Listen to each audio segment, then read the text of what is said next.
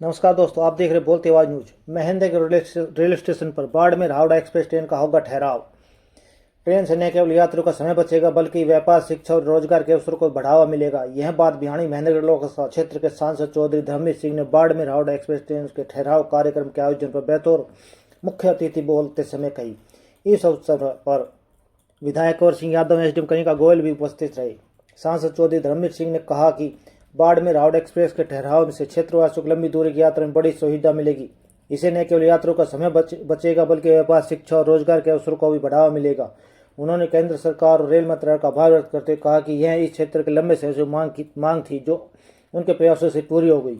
उन्होंने कहा कि प्रधानमंत्री का 2047 तक देश को विकसित राष्ट्र बनाने का अहम कदम है।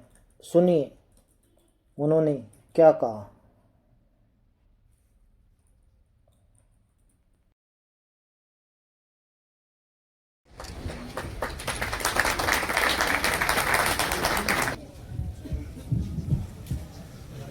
आप सभी को मेरा नमस्कार। आदरणीय श्री धर्मवीर सिंह जी, माननीय सांसद भिवानी महेंद्रगढ़, आदरणीय श्री कंवर सिंह यादव जी, माननीय विधायक महेंद्रगढ़, श्रीमती कनिका गोयल जी, एसडीएम महेंद्रगढ़ एवं सभी उपस्थित सभी नागरिकगण एवं प्रेस मीडिया के सदस्यों, मैं माननीय सांसद महोदय एवं विधायक महोदय का उत्तर पश्चिम रेलवे बीकानेर मंडल की ओर से हार्दिक स्वागत एवं अभिनंदन करता हूं कि आपने अपने व्यस्त दिनचर्या में से इस कार्यक्रम के लिए बहुमूल्य समय निकालकर सभी को अनुग्रहित किया। मैं माननीय सांसद एवं विधायक महोदय को बताना चाहूंगा कि बीकानेर मंडल सदैव अपने यात्रियों के हितार्थ उन्हें यथासंभव सुविधाएं उपलब्ध कराने में प्रयत्नशील रहता है तथा इसी कड़ी में अपने सक्रिय प्रयासों से रेलवे बोर्ड द्वारा गाड़ी संख्या 12-323-24 हावड़ा बाड़मेर हावड़ा का महेंद्रगढ़ स्टेशन पर ठहराव, गाड़ी संख्या 19-701-702 का सतनाली स्टेशन पर ठहराव एवं गाड़ी संख्या 14-717-18 का बीकानेर हरिद्वार बीकानेर का सिवानी स्टेशन पर ठहराव स्वीकृत कर दिया गया है।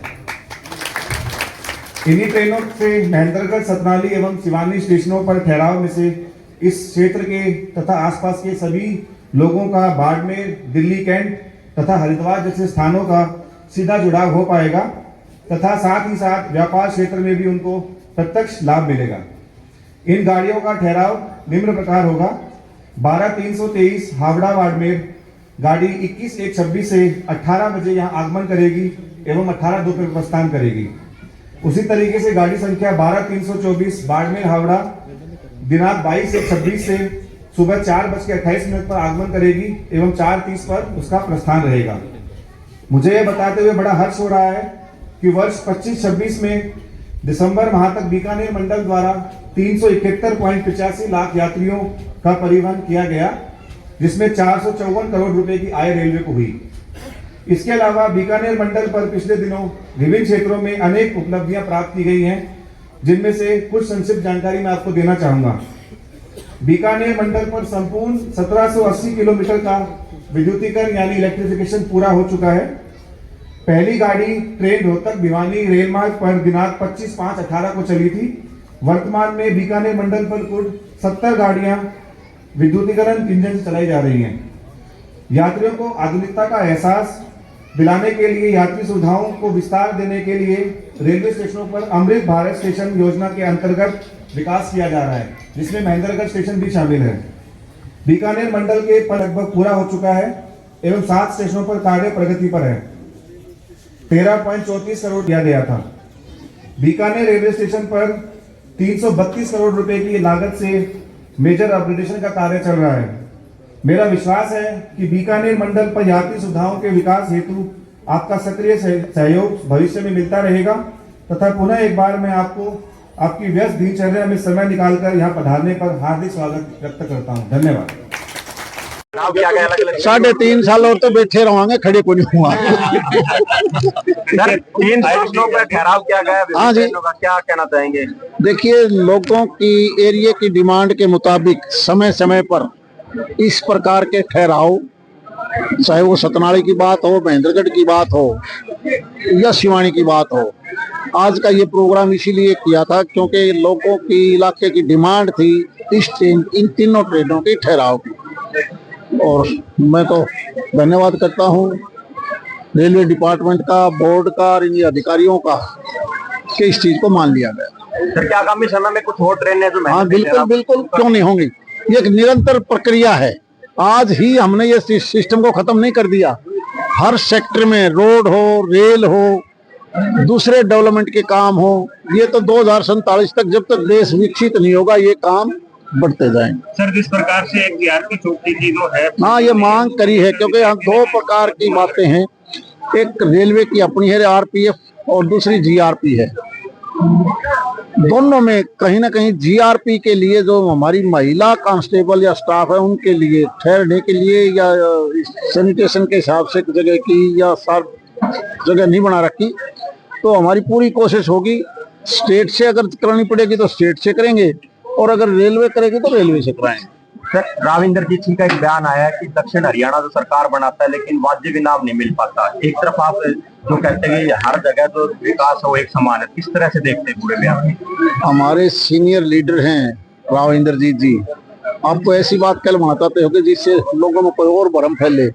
वो केंद्र में मंत्री हैं और हमारे सबसे सीनियर लीडर हैं, सबसे सीनियर। अब वो पुरजोर पूरी कोशिश करते हैं कि देश और प्रदेश का निरंतर विकास हो। सर एक लॉजिस्टिक हब है महेंद्रगढ़ में, उसको लेकर जो धरना है वो शुरू किया गया है ग्राम द्वारा, इसमें जो भूमि जो ली गई है उसके अंदर कथित तौर पर कोई घोटाला हुआ है।